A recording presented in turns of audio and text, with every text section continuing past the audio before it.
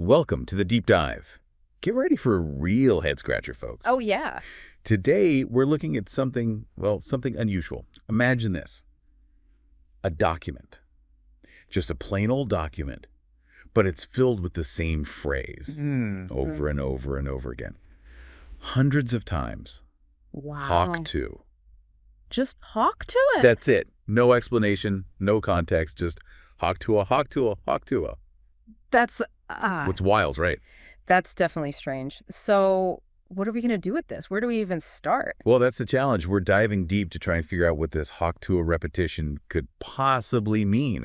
Is this a joke, a code, some kind of lost message? I mean, it's got to be something, right? The human brain is wired to look for patterns even when they might not even be there, like seeing faces in the clouds. Oh, yeah. It's called pareidolia, but this hawk to a thing, it's so specific, it feels intentional. Like there's a reason behind it. Exactly. Yeah. So that's what makes this a real puzzle, and that's what we're going to deep dive into today. So how do we approach something like this? It's not like we have a lot to go on. True. But like any good investigation, we start with what we do know. We have hawk Tuah, two words. So let's break it down. First, what could those words mean individually? Okay, so hawk. I immediately think of the bird, right? They've got such incredible eyesight. They're powerful hunters. Those classic images of hawks soaring, swooping down on their prey. Right. There's a feeling of strength there, focus, being watchful. Maybe that's what hawk is pointing to here. I think that's a great place to start. Across a lot of cultures, hawks do have that symbolic meaning. Strength, focus, that kind of watchfulness you mentioned. So let's play with that idea for a minute. What if hawk represents some kind of watchful entity? Or maybe some kind of force that's looking for something. Right. And maybe Tuah is the thing it's searching for. Well, that's kind of creepy, but also really cool. It is a bit spooky, right? Yeah.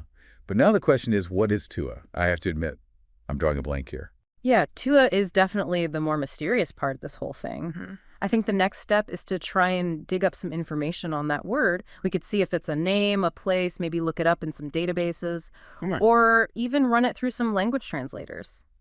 See if Tuah has roots in another language. Yeah. Maybe there's some cultural or historical connection there. We don't know. All right. So we've got some leads to chase down for Tuah. But before we get too far ahead of ourselves, I want to go back to hawk for a second.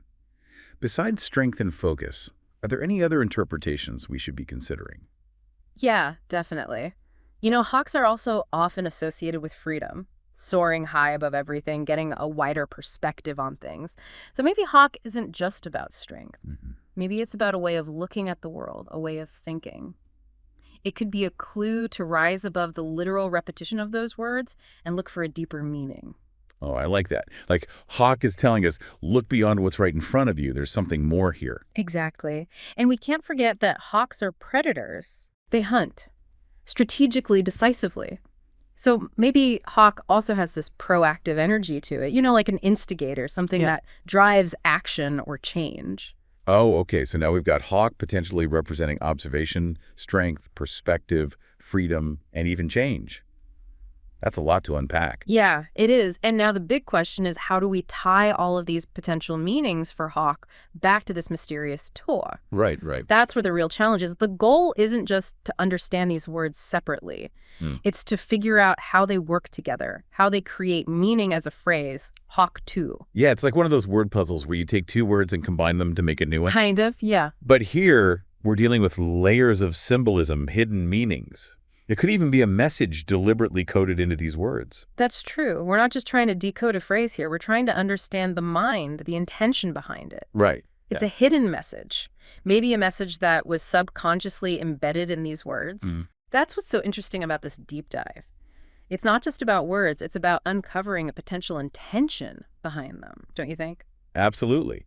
We're not just looking at words. We're trying to understand the person who put them there. Okay, so we got some ideas about hawk, and we're about to look into Tuah, but we can't ignore the elephant in the room, the repetition. Why repeat hawk Tuah hundreds of times? Is it just for emphasis, like someone desperately trying to get their point across? Or is it something more than that? Yeah, what if the repetition itself is the message? What do you mean? What if the number of times hawk Tuah is written has a meaning? Could it be a code where the number of repetitions corresponds to a letter or a symbol? Or maybe the repetition creates a rhythm, Oh, like a cadence. like it's trying to tell us something, That's right. It's like we're picking up a signal. but we don't know how to read it yet. Exactly. We're trying to decipher a code that goes beyond just the words themselves. It's about the way they're arranged, the repetition, that rhythm you mentioned. This is definitely one of our most puzzling deep dives yet.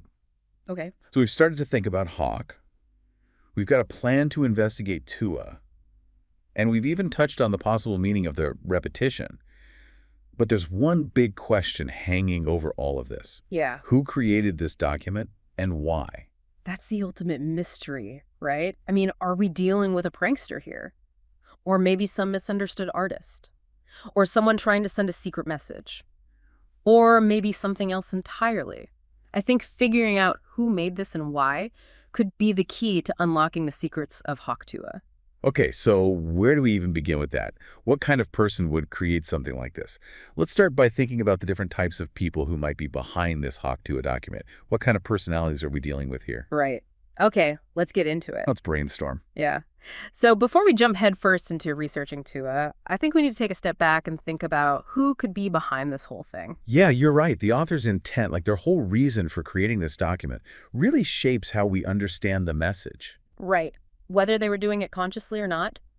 So, who are our potential suspects in this mystery? Okay, let's brainstorm. Well, one possibility is a prankster. Someone who really loves messing with words, puzzles, things like that. Yeah. The sheer absurdity of it all. The repetition. Yeah, like repeating Tuah hundreds of times. It could be their way of getting a reaction out of people. Yeah. Seeing if anyone will try to figure it out, crack the code. Right, like a challenge. Can you solve this? Exactly. Okay, so that's one possibility. But what if the author is someone who's really struggling to communicate? Someone who feels isolated, or maybe even misunderstood? Could this repetition be like a cry for help, a way to kind of break through the silence? That's a really interesting thought. Imagine feeling so ignored, Yeah. feeling like no one's listening, Right. that you resort to this kind of repetition, just hoping that someone somewhere will see something in it, a pattern or meaning that everyone else is missing. It's like they're stuck in a loop. And Tuah is their way of expressing that feeling. Right, like a broken record. But we don't want to jump to conclusions, do we? We need to consider all the angles here. Of course. We're playing detective here, remember? Yeah. And good detectives, they keep an open mind. What if the author wasn't trying to communicate with anyone at all? What do you mean? What if this document was purely personal, just for them? Okay, I hadn't thought about that. What would be the purpose of that, though? Like some kind of personal code or something? It could be a way to express themselves, maybe process thoughts or emotions, something like that. It could be that writing Tuah over and over again has some kind of calming effect on the author. Oh, okay. Like a mantra. Focus on the words. Block out everything else. Exactly. Or it could even be a form of art, even if it doesn't fit into those traditional ideas of what art is. It could be outsider art. The kind of art that's made just for personal satisfaction without needing anyone else to understand it. Right. That's a good point. So we've got our prankster, our isolated individual, and our potential outsider artist. Yeah. And of course, we can't rule out other possibilities. But we're missing something crucial here, aren't we? Context. Oh, right. We don't know anything about the circumstances surrounding this document. Yeah. We don't know when it was written, where it came from, if there was anything else with it. It's like having a single piece of a puzzle. Exactly.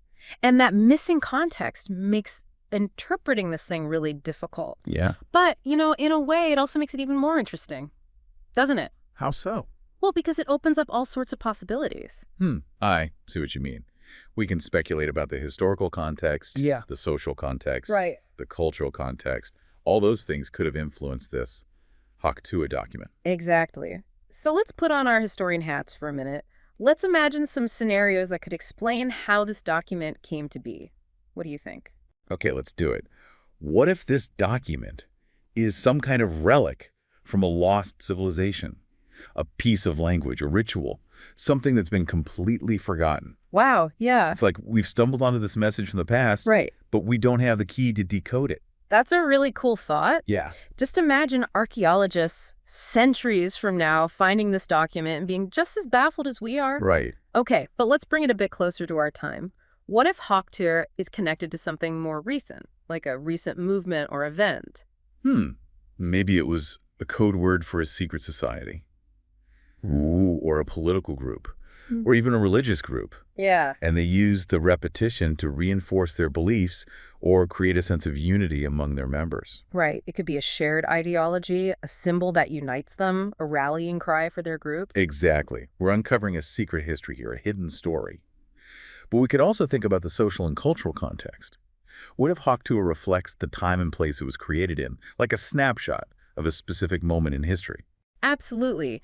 Imagine it as a response to some huge event or a social trend, Okay. a commentary on the world as it was back then. Right, so Tuah could be a way of expressing the anxieties, the hopes, the frustrations of a certain generation. Exactly. And the repetition could be how they emphasize those feelings, Yeah. how deeply these issues affected them. Just like a mirror reflecting a specific moment in time, a collective mood. Right. But without knowing the specific context, it's impossible to say for sure what that reflection shows. It's Yeah. exciting, but it's also frustrating, isn't it? Totally. We have all these clues. Yeah, They hint at a bigger story, but without the full picture, we're just guessing. exactly. We're speculating. But we shouldn't forget about the most important perspective, What's that? the personal one. Oh, yeah, you're right. What does Tuah make us feel?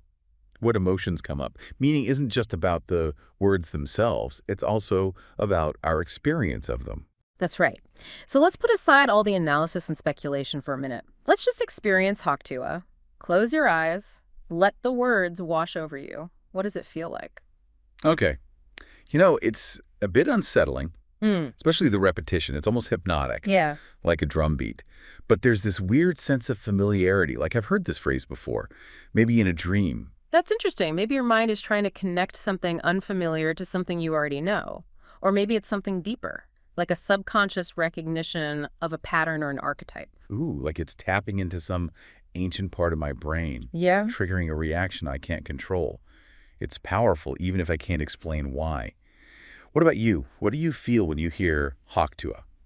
For me, it's mystery and intrigue. The repetition creates this feeling of anticipation, like something is about to be revealed. It's like the phrase is a doorway, a portal to the unknown. I love that. It's like Tuah is inviting us to explore, Right. to go beyond what we know and think. Yeah, embrace the possibilities. But maybe we should get back to our research now. You're right. It's time to dive into Tuah.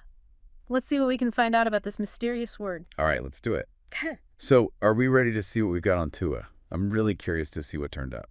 Well, I spent some time looking through all those databases, the ones we talked about earlier. Yeah. And unfortunately, Tuah didn't really turn up anything. Oh, really? No matches for any well-known people, no places, nothing in literature either. Oh, man. I was kind of hoping for a quick answer there. What about the translations? Do you find anything when you ran Tuah through those? I tried a bunch of different languages, Yeah. but nothing jumped out as a definite match. There were a few words that sounded similar, but nothing that really felt like a perfect fit or that gave us a clear meaning that made sense with hawk. Okay. So we're back to square one with Tuah. Does that mean we're stuck? Not necessarily. Sometimes the most interesting stuff comes from thinking outside the box. What if we take a step back? Instead of focusing on the individual words, think about the whole phrase Tuah. All right. I'm open to anything at this point. What are you thinking? Well, we talked about all sorts of symbolic meanings for hawk, right? Yeah. Strength, focus, perspective, freedom, even this idea of change. What if we connect those ideas to Tuah, not as a specific word, but as a kind of concept? I think I'm following you. Yeah. So let's say hawk represents seeking a wider perspective. Yeah. Like that sharp, far-seeing vision. Right. Then maybe Tuah represents the thing we're trying to understand, that unknown thing we're trying to grasp with that hawk vision. Exactly. So Tuah becomes this act of searching, seeking understanding, trying to find meaning in all the chaos. Whoa, that's pretty profound. It is, isn't it? Yeah. It goes back to what we were saying about the author's motivation. Right. Their desire to communicate, to cut through the noise, to find meaning in their own experiences. It speaks to something really fundamental about being human. This drive to make sense of the world, to find patterns, to make connections, even when we're facing the unknown. I like that a lot. Like, Tuah is a metaphor for this whole deep dive process. Right. The thing we're doing right now. Yeah, that's brilliant. It shows how this bizarre, repetitive phrase has taken us on such a wild ride. Yeah. We've gone from analyzing words to historical speculation to personal reflections. All because of Hawk Tuah. Exactly. Eh, And even though we haven't found a definitive answer, it's been a really interesting journey. Absolutely. We've learned a lot about language, about how we perceive things, about the way our minds work to find meaning. I think that's a really important point for our listeners, too. Yeah, It's okay to be comfortable with not knowing everything, with the ambiguity. right. We don't always need to have all the answers. In fact, sometimes the questions are more valuable than the answers. How so? Because questions make us think differently, question our assumptions, and they keep us searching even when things seem impossible. So even though we might never truly understand Haktua, Maybe that's okay. maybe the point isn't to find the answer. Yeah. Maybe it's about the questions it raises, the conversations it starts, the journeys it inspires. I think you're right. Sometimes the most amazing discoveries come from the most unexpected places. Exactly. Well, that brings us to the end of our deep dive into the mystery of Hawk Tuah. It sure does. Thanks for joining us as we explored this strange and wonderful puzzle. Yeah, it's been fun. We hope you enjoyed the journey, even if we didn't reach a final destination. Right. Until next time, keep exploring, keep questioning, and keep diving deep.